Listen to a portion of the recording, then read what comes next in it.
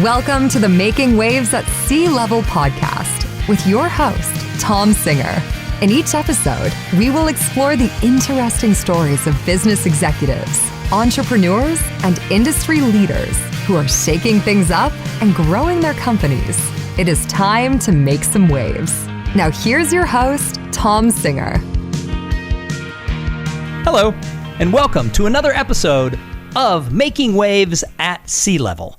Thank you so much for being part of this show. You know, I was just telling our upcoming guests that it has been over 6 years and now over 620 episodes since I started podcasting. And the world of podcasting has changed so much during that time. I originally got into this thinking I was going to do 50 episodes. It was my way to have access to really cool entrepreneurs who were doing interesting things. It was like my own little college course that I was just going to share as a podcast. But we had some early success with the show and I liked it. It started leading to more business opportunities for me. And the show has grown and has changed, and it's been a lot of fun. I now actually host 4 different shows, if you will. I never thought I would be a professional podcaster, but I host this one. I host a show called the Digital Enterprise Society, which is the official podcast of, you guessed it, the Digital Enterprise Society. During COVID, I started hosting the Webinar Talk Show, which is a video show that I host with my friend Eliz Green, where we talk about things in the meetings industry and other industries and how to make webinars and conferences better than just talking heads over PowerPoint. And then, big announcement, January 5th, we are launching, in conjunction with the National Speakers Association, a brand new podcast that is going to be the voice of those who get paid to speak, and that is going to be called Speakernomics, and that's coming out January 5th, 2021. I'm really excited to be the host of that show as well. So speaking of this show, Making Waves at Sea Level, today we're going to talk a little bit about how do you make waves and maybe sell your business, because who doesn't want to get value out of their business? But before we do that, I have to thank the first sponsor of today's episode. So today's episode is brought to you in part by Spectrum Reach. At Spectrum Reach, they know 3 things better than anyone. Number 1, they know how to harness the power of multi-screen advertising. Number 2, they offer a simplified one-stop shop destination for marketing solutions. And number 3, they know what makes our cities and towns tick because they're our neighbors. They are the most trusted media partner in America. To find out more, visit them at spectrumreach.com. So on today's episode, right here on Making Waves at Sea Level, we have John Warrillow. And John wrote a book in 2011 called Built to Sell. And coming out in January, his 3rd book is coming out, and that is going to be called The Art of Selling Your Business. His company is called the Value Builder System. You can find it at valuebuilder.com. And John is really an expert on how do you build, accelerate, and then harness the value of your company. And this is awesome. So John, welcome to the show. Thanks for having me, Tom. Good to be with you. Hey, glad to have you. So let's talk about this idea of building, accelerating, and harnessing the value of your company. Yeah, sure thing. I mean, it's a topic that a lot of owners think about. You know, a lot of times we focus as owners on external metrics like revenue, profitability, which are great sort of measures, but they ultimately don't necessarily correlate exactly to the value of your company. Sometimes growing the revenue of your business doesn't necessarily equate to growing the value of it. And so that's what we're all about is what are the drivers that will move up the value of your company. Sometimes the size of your business is important, but there are a lot of other drivers, and that's what we talk about a lot. So let's go back to earlier in your career. Let's go back to before 2011, where you wrote Built to Sell. How did you know about this topic?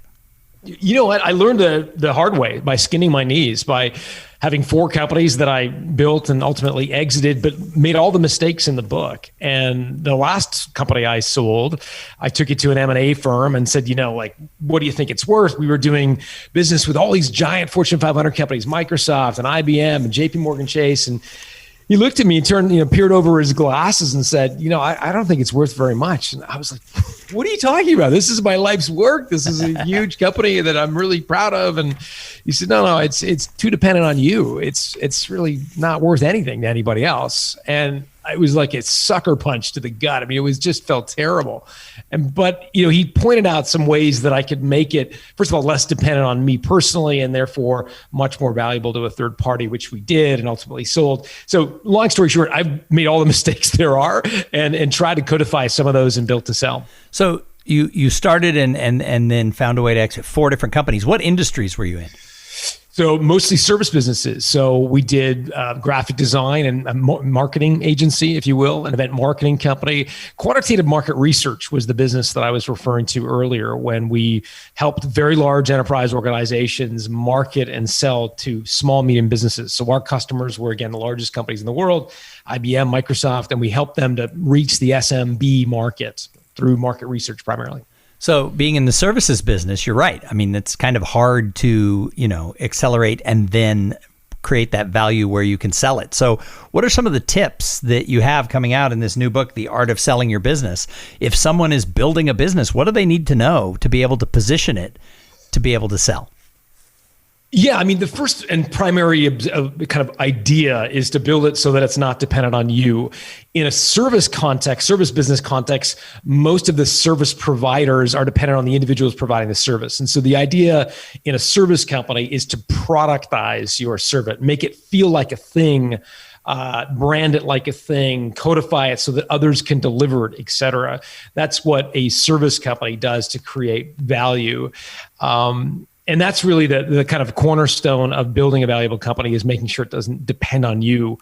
Once you've done that, it then becomes important to start thinking about your options for harvesting that value. What sort of external ways you could sell your business. There are effectively 3 different types of buyers out there. So there's individual investors, private equity groups, and strategic acquirers. And all of them have different motivations for wanting to buy a business, but understanding that landscape is going to be critical as you think about harvesting the value you've created. So I want to go back to this idea of making the business not depend on you. The problem with the service business, I know because I'm a total solopreneur, right? So on the side of my business where I'm a speaker and now a professional podcaster, it totally depends on me. If I get hit by a bus, the Digital Enterprise Society has to hire somebody else. There's no one else here to step in and be the host of their show. So that's something I know as a solopreneur, it's hard to do. But even with larger services companies where you can have 20, 30, 40, even as many as 100 companies, sometimes it's all built around the intellectual property that's in the head of the founder. So what are some of the things they need to do to follow your advice? So you're going to take all of the services that you provide as a service provider, and you're going to score them on the degree to which they meet 3 criteria. They need to be teachable, valuable, and repeatable. So let me say that again. So teachable is, can you teach this service to an underling to deliver for you? Number 1. Number 2, how commoditized is it? If it's highly commoditized, you're going to give it a low score on value. Number 3 is repeatable, meaning to what degree do customers need to repeat purchase this product or service? And you're simply going to put all of your services on a whiteboard or on a piece of paper and score them on those 3 attributes. The ones that score the lowest are the ones that are probably very dependent on you to deliver, and therefore you might argue whether they are worth continuing. It's okay to have a service business that is effectively a job, nothing that you could ever sell. That's okay, but as long as you don't inject all of your excess cash into building this company with the thought that you're going to have some pot of gold at the end of the rainbow, which again, for an owner-dependent service business is not going to happen. If you, though, codify it into teachable, valuable, repeatable, you can start to identify services that could scale beyond you personally. Yeah, some of the advice I got when I became a professional speaker was, unless you build a training company, it's all built around your personality and your ability to do what you do. So don't dream that there's anything sellable. Very few people, some have actually, but very few people have been able to sell a business that's built around their name, their personality, their delivery. But they said that always take a portion of your income and invest it. always make sure that you have 6 months of emergency fund, in the bank so that you can cover any weird downturns. As it turns out, what they meant was a global pandemic. But who knew? I had 6 months emergency. I actually had about 5 months emergency fund. But I always would look at that pile of money and think, I should invest this. I should buy more equipment. I should do something with it. But there was that nagging thing that was like, well, what if you need it? And I thought it must have been in my mind that it was like going to be a health issue.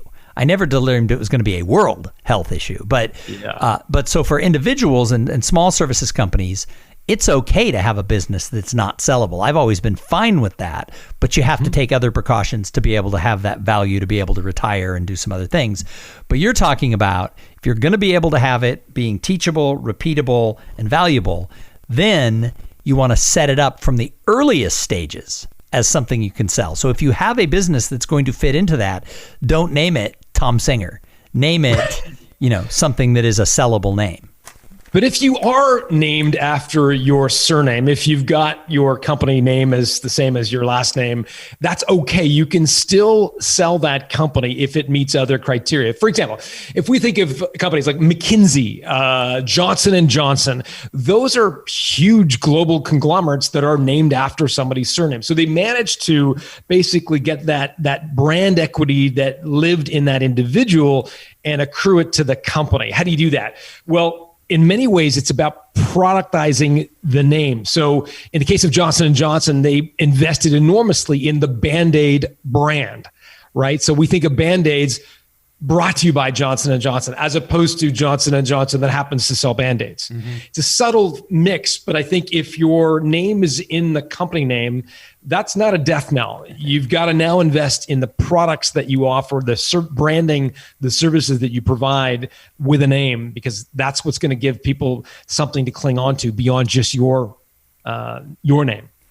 So let's say that they have all this stuff that we've talked about. They've got it branded correctly. They've built it. They've been doing it for a while. Mm-hmm. They're listening to this podcast while they're at the gym or they're out for a run or they're driving somewhere and they're like, you know what? Tom and John, they're onto something. I probably should sell this business. Now what do they need to do? Figure out their pull factors. So you referred to the global pandemic and a health event. That's what we would refer to as a push factor, meaning there are things in your business that are just huge frustrations, right? There's the regulations associated with the pandemic. There are employees, there's red tape, there's bureaucracy, there's all kinds of stuff that as you build a business that frustrate you, that ultimately may frustrate you to the point where you want to sell. That's fine. But what you need to do is go to the next step, is to figure out the pull factors, what you're excited to go do. Because as we're wired as entrepreneurs, listen to you as you described, I love, by the way, Speakernomics. I think that's an awesome name for a podcast. But you're on to the next podcast. You've got 5 of them now. You've got four. Only 4. 5 would be 5 would be too many. Well, actually, that's not true. If another organization wanted to pay me to be the host, I could probably do 12 of them. But right. But my point being that as entrepreneurs, I think we're wired to act and continue forward. And so the last thing you're going to want to do is sell your business and retire, rocking away on a porch somewhere with a glass of lemonade. That's not what we're wired to do. But what we need to do to have a happy exit is to really think hard about what you would do next. If you had all the money in the world, what would you get excited to go do? Would it be to write a book, to learn to surf, to get fit, whatever? But the thing is, we've now had 50,000 businesses go through Value Builder. We've looked at when people regret their decision to sell and when people are happy. And very little of it comes down to the money they make from it. Most of the people that are happiest are the ones that have lots of pull factors. And that's a kind of a core ideological sort of thing that you need to wrestle with before you actually go through the mechanics of selling your company. All right, so let's talk a little bit deeper about that. So, sure. The people who have these pull factors are much happier. So let's look at the other side. What makes someone unhappy? They just sold their business for $30 million. I would think that would make them happy. You would think, wouldn't you? There's a few factors. Number one, let's say they do sell their business for $30 million, which sounds like all the money you could ever possibly need or want and then some, right? Here's what happens. business owner, after a year or two, after maybe a bourbon or two or a glass of wine, they're sitting on their couch after dinner and they think to themselves, did I leave money on the table? Did I get taken advantage of? And that happens generally because they negotiate with one buyer. They get suckered into a what they call a proprietary deal in the M&A world, which means they basically start negotiating with one provider. And although they have sold their business for objectively more money than you could ever possibly need, they wonder to themselves, could I have gotten 35? Was 40 on the table? And it's completely irrational, but it's one of the biggest regrets. And the way to inoculate yourself from that regret is to make sure you create competitors. When you go to sell your business, you've got multiple buyers at the table. So for the people who then are happy that they got their $30 million and they never look back, what are a couple of those factors? Yeah. So number one, it's having pull factors. Number two, it's separating your ego from owning a company. You know, for a lot of us, who we are as a person is the fact that we own a company. In fact, when you go to a cocktail party, I'd ask you, Tom, would you be more likely to say, I own a company or I'm a business owner? What would you answer? Probably I own a company. Good, because that's a healthier relationship than saying I'm a business owner. Because if you think about it, I'm a business owner is essentially commingling your ego, i.e. your self-worth, with your role as a business owner. I'm going to caveat that a year ago, I probably would have said, I'm a professional speaker. You know, interesting. And now I would probably say, you know, I have worked in the business of speaking. So part of that is I've worked on sort of this, you know, what in the spiritual world they call ego death. I don't know that I want ego death because I kind of like part of my ego, but more ego caging. So I would have answered it the opposite way a year ago. So that's why I answer it now. Interesting. And I would imagine this pandemic has been hard on you then. Well, yeah, I call March 13th the day my business died. I was poised to have my biggest year ever doing training inside companies, speaking at association and corporate conferences, and then serving as MC for about 6 or 7 big events a year. And I loved what I did, but I self-identified with it like to the umpteenth degree. Yeah. And we see that for business owners like you, where their self-worth, if I can use that term, I don't mean it in an airy-fairy way. No, totally get it. Yeah. And so what we need to do is somehow separate those two things so that a business owner feels proud of the company they've created, but proud in a way like a parent is proud of their adolescent who is just about to take their first subtle steps into adulthood, right? Mm-hmm. They're deeply proud of that 16 or 17-year-old child. They want the best for them, but they also want them to be independent, right? And thrive on their own 2 feet and be a successful, happy, person. Part of you is glad to see them go, and part of you wants to brag to your friends that they went to Carnegie Mellon or Dartmouth. Right, exactly. But by the way, that was my subtle brag. Those are the 2 schools my kids went to. Oh, is that right? Okay, well, there you go. But I think it's an analogy that I think is apropos for a lot of reasons. Look, when you run a business, you have a choice to make. You can try to build it to maximize your profit and maximize your revenue, which is what 99% of people will tell you to do. I take a slightly different view, and that is that I think you're going to build a much better business if you think of it like a child. And you think of it as the goal of your life is to somehow take that little tiny being and over years coddle it to the point where it can subsist without you. And that's success. Although a lot of parents don't want to, I'm pretty hands off now. I have an 18-year-old and a 23-year-old, and aside from still having to pay for everything for the 18-year-old, I'm pretty much like, look, they're little adults. Right. But some parents don't want to let go. I imagine that's true with some business owners. Absolutely. And again, that's fine, but don't expect to ever sell your company. And if you do, don't expect to be happy with your decision to sell, because people whose entire sort of self-worth is that they own this business. They walk up and down Main Street and are proud that people recognize them for being the business owner that they are. That's great. But I think you'll find that selling will be an emotional shock that that you have trouble recovering from. So give me one more tip for the person who wants to sell their business. What else do they have to do? I mean, the biggest thing that you're going to want to do is position your company in the eyes of an acquirer, because acquirers, like consumers, use positioning shortcuts, right? You remember the Jack Trout book, Positioning: Battle for Your Mind? Consumers use positioning to figure out what products to buy. Similarly, acquirers also use positioning. And so if you find out that an acquirer is looking to buy an e-learning business, for example, and you're referring to yourself as a web design business, yet you do a lot of e-learning, you're going to want to make that change and start referring yourself as an industry leader in an industry where companies want to make acquisitions. And so swim downstream, position your company successfully in the eyes of an acquirer. That's going to be one of the big steps to making sure you have a successful exit. So, John, I've got a couple more questions for you before I let you go. But first, I have to thank the other sponsor of this episode. So the rest of this episode is brought to you by Podfly Productions. Podfly, they take the time and the headache out of creating your own podcast. Podfly sets you up with the right equipment, training, and guidance to ensure you're going to sound amazing.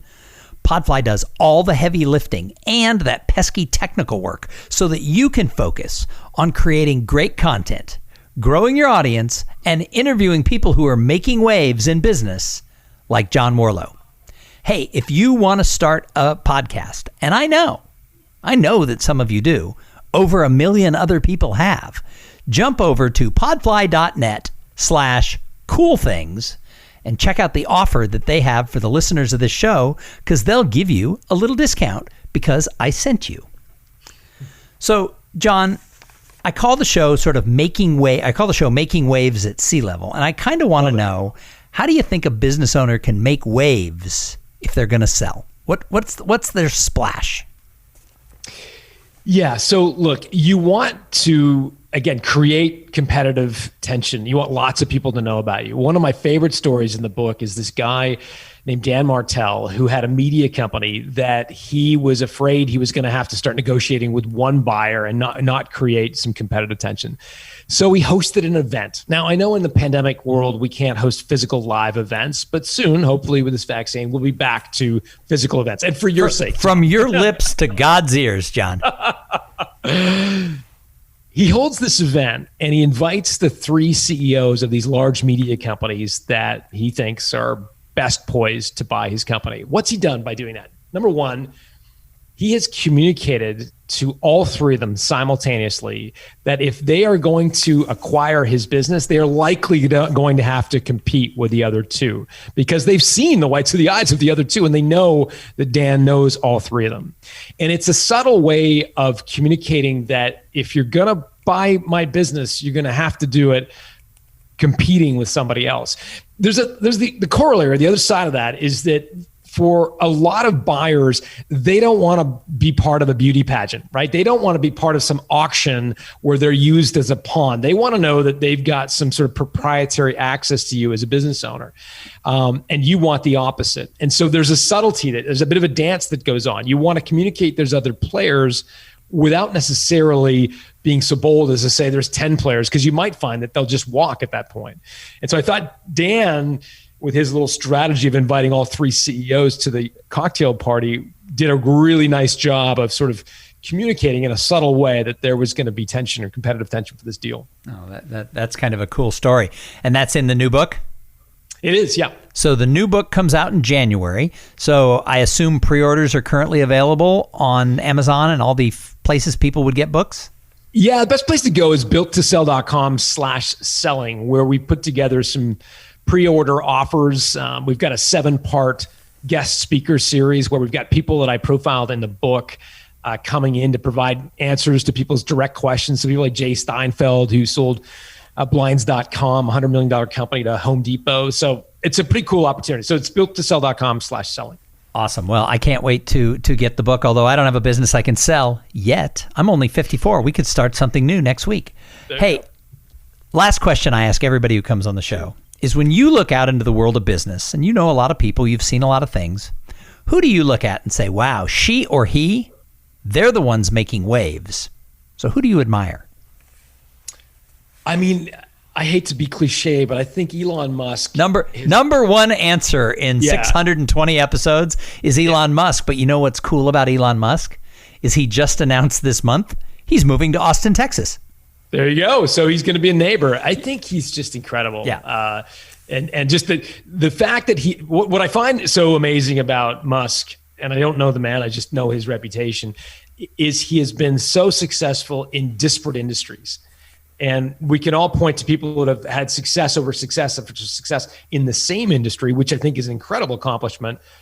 But man, Musk has done it in, financial services and cars and space. I mean, it's unbelievable. So I think he's an interesting guy. And he is. And I always laugh because it's the number one answer. But if you asked me, I'd probably say the same person. And I don't know him either.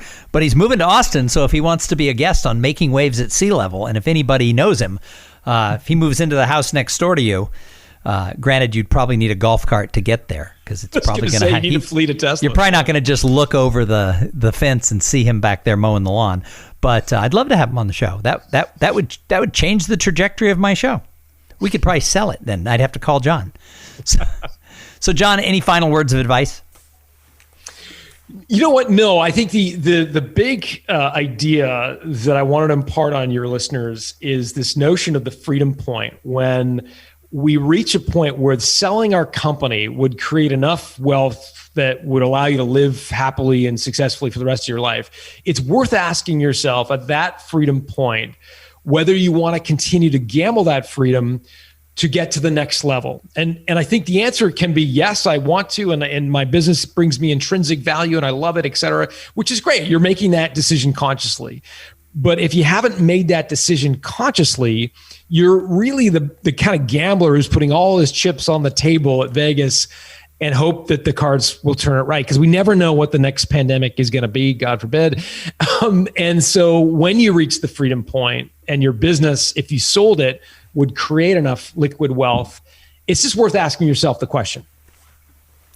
Awesome. Well, John Warrillow, author of Built to Sell and the soon to come The Art of Selling Your Business, and the founder of the Value Builder System. Thank you so much for being a guest here on Making Waves at Sea Level, and thank you to everybody who tuned in and listened. I say it every single episode. If it wasn't for the audience, why would we do this podcast or any of the podcasts that I host?